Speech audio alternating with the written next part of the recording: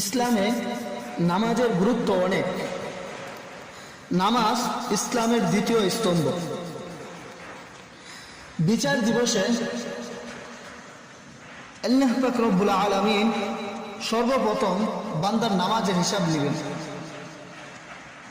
নামাজ এমন এক ইবাদত যা সরাসরি মেরাজ রজনীতে মহান আল্লাহ পাক রব্বুল আলামিন আমাদের উপর ফরজ করেছেন। মহান আল্লাহ তাআলা বলেন, তোমরা আমাকে স্মরণ করার জন্য নামাজ কায়েম করো।